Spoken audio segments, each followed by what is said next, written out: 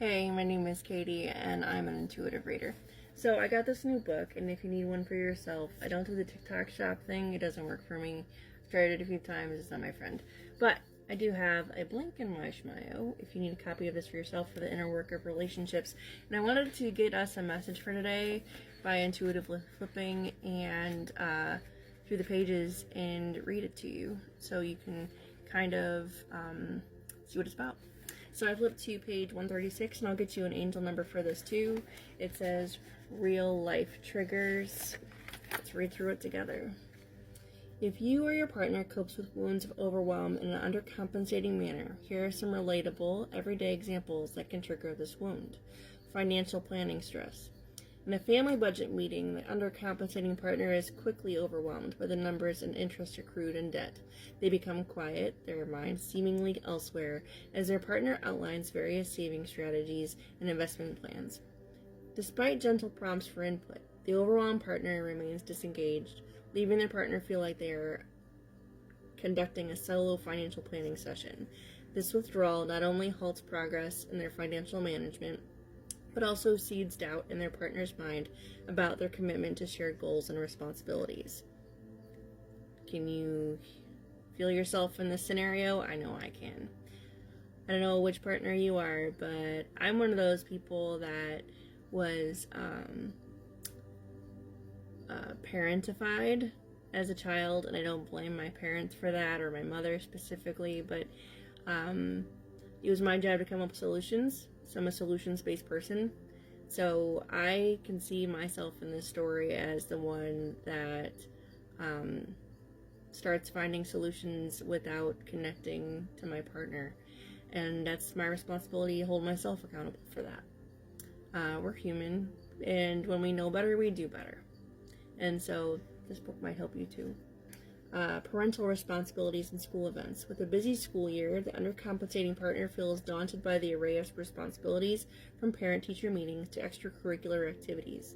They start to pull back, often forgetting or avoiding these commitments. Their partner finds themselves covering for their absence and managing the children's schedules single-handedly. This imbalance in parenting effort strains the relationship as the active partner feels they are carrying an unfair share of the family responsibilities, leading to a growing rift between them. This is absolutely relevant. That rift can also, even if you're not partnered, that rift can be felt between parent and child. It's important to hold ourselves responsible and accountable for how we make people feel.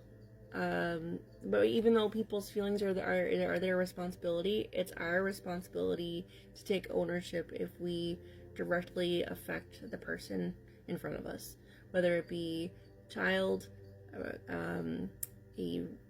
partner, or a friend even. It's important to have integrity in our connections, because every connection is based on trust and integrity with each other. So, intimacy challenges. On a quiet evening, the couple's attempt at intimacy is met with a withdrawn response for the undercompensating partner. As they lie together, the overwhelmed partner's mind seems miles away.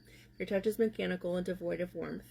Their partner, longing for a genuine connection, feels a growing distance between them, each attempt at a closeness leaving them more disheartened. I can relate to this in my last 2 marriages. That kind of feels like emotional abandonment. Maya Angelou said, people won't remember, and I'm ad-libbing, people won't remember what you say or what you did, but they'll remember how you made them feel. So it's important to show up consciously in those moments, and if we're feeling that way, it's important to tell our partner, I had a really rough day at work, I'm feeling overstimulated or stressed out, or I'm just too tired. And that's not an excuse, it's just respecting yourself enough to to acknowledge your own feelings in that moment, and then showing up for your partner on the other end, and being honest and transparent with them, and that shows respect, and not only for your partner but also the relationship. Next one says discussing future plans. Over dinner, one partner excitedly brings up the idea of expanding their family, but the undercompensating partner's eyes glaze over as they imagine the overwhelm of a new baby that baby would bring. They quickly steer the conversation away. Their discomfort is palpable. The other partner's enthusiasm dims as they realize their partner is incapable of joining them in the excitement. Yeah, it's a tough one. It's definitely one of those things where it's an opportunity to talk through those conversations or those conversation pieces, and or coming back to them at a more open-minded time. And really, that's a loaded conversation, and so sometimes that conversation takes years to work through. And it says, undercompensating wound of overwhelm, self-reflection questions. Reflect on a recent situation where you felt overwhelmed.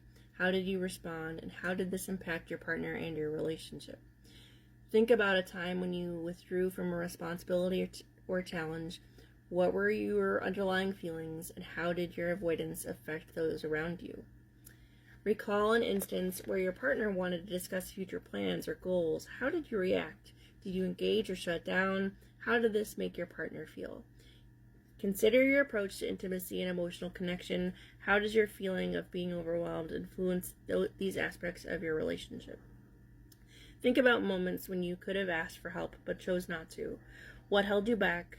What would you have been a healthier approach for both you and your partner? So it's really important to communicate your thoughts and your feelings, even if they're tricky. And, I've learned over the course of my journey through life and multiple relationships, familial or otherwise, it's important to show up as your authentic self.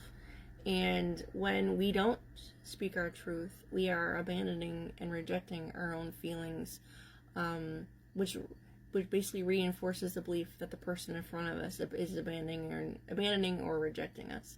And so we kind of are the creators of our own reality sometimes. Well, not sometimes, most of the time via law of attraction. But yeah, so that was page 136. So let's get you the angel number for that. This book is also in my link tree. So 136, these might be important numbers to you. 1 for me are manifestation, 3s are about balance, 6 is past life or just the past. So 136 is trailblazer. Use what you've got. You have what you need to get where you are going. Nourish your most fulfilling life with the confidence that you are resourceful and creative, that you are resourceful and creative, pardon me. Lie in meditation with your hands on your sacral chakra, the lower part of your stomach. Repeat this mantra: I am creative. You can say that holding your tummy, doing that. You can also hold your crown chakra, your third eye, your heart chakra, because it's all connected and it's all relevant. So yeah, these are things that might be helpful for you. Drink some water to help transmute some of this energy. Make sure you're being good to yourself and speaking your truth, not only to others, but also yourself, and acknowledging your feelings. And remember that it's important to feel our feelings, let them flow through us, and then to release them with love. So yeah, I hope this finds you well. Be blessed.